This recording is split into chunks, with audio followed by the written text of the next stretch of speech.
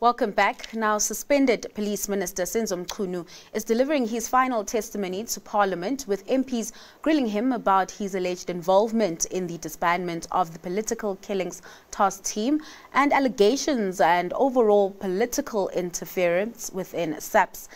Dirk Coetzee, political analyst from the Department of Political Sciences at UNISA, joins us with his assessment of the ad hoc committee's handling of Mchunu's testimony. Dirk, thanks so much for your time this afternoon. A lot has happened over the past few days, and of course, suspended Police Minister Senzo Mchunu back in the hot seat today. Maybe let's start off by reflecting on his testimony from Thursday and Friday, where he claimed that President Ramaphosa was briefed on and agreed to the disbandment of the Political Killings Task Team. What do you make of these claims, considering what we heard from General Fanny Masemola, which is quite different? Yes, well, good afternoon, first of all. Yes, but we are hearing now for the first time, really, General Sibiya was to some extent a precursor of this. Is the counter-arguments for those of General Mkhwanazi and General Masemola, and some other persons also, but mainly them. So I think it's very important for the process that you hear the two different sides of testimony, in order for both Parliament as well as later on the Matlanga Commission to come to their conclusions and recommendations.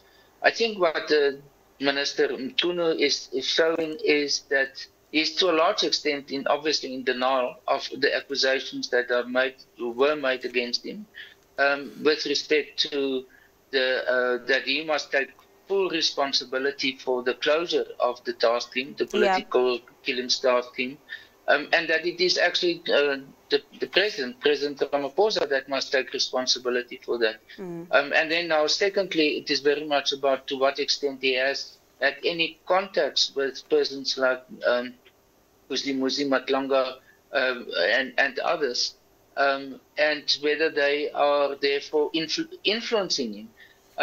Today is really struggling in order to respond to the questions of the members of the committee in Parliament, of how to explain that he is not being influenced by any of them. He said Matlala he has never met, for example, and therefore what has been said about that he has been, in a sense, in inverted commas, captured, is indeed not the case.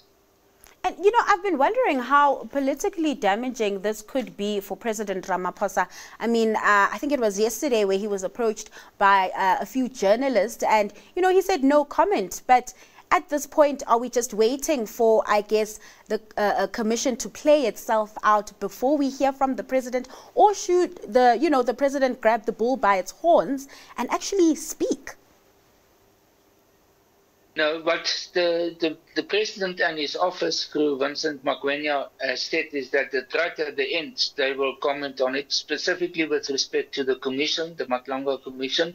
I'm not sure what his position with respect to the parliamentary committee, but I think what they want to avoid is a type of an ongoing dialogue between the presidency on the one hand and these different processes, especially the commission, which I think is the right way of doing that. It doesn't become a dialogue between the two, because it can easily become so implicating for the president that it's very difficult, or it can put pressure on the commission also. So to make it possible for the commission and the parliamentary committee to first conclude their work and then for him to come in, I think that is the best process. Because remember, in the case of the commission, they must report to him in the first instance, President Ramaphosa.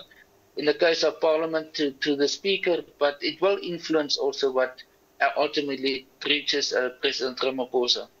You know, we were also privy to a recording of a phone call between Lieutenant Mkhwanazi as well as Mchunu's Chief of Staff, Cedric Nkabinde. Let's just get your analysis on that, Dirk. How does the clash, or what seemingly looks like a clash between Mkhwanazi and Mchunu, reflect broader tensions between political leadership as well as SAPS? Well, I think this is one of the key issues that have emerged right from the start, is what is supposed to be the most appropriate constitutional relationship between the executive, the minister, Mchunu in this case, and for example, a DG of a department, and in this case, the National Commissioner, and the other top structures of the police.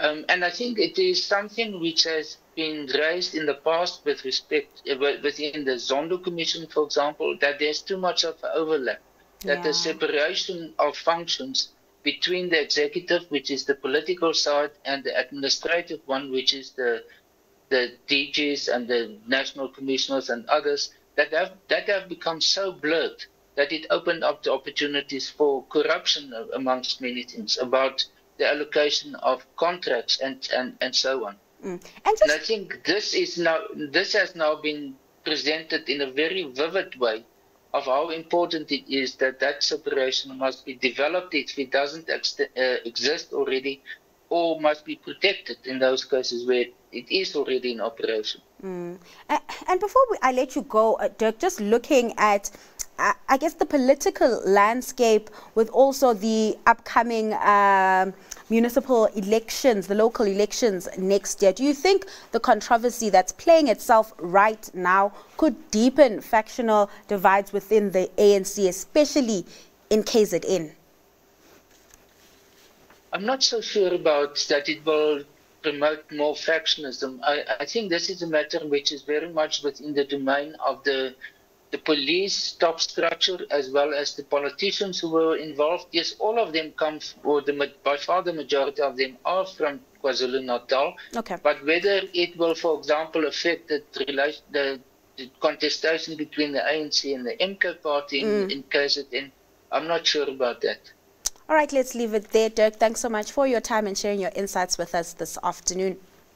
That was political analyst from the Department of Political Sciences at UNISA, Dirk Coetzee.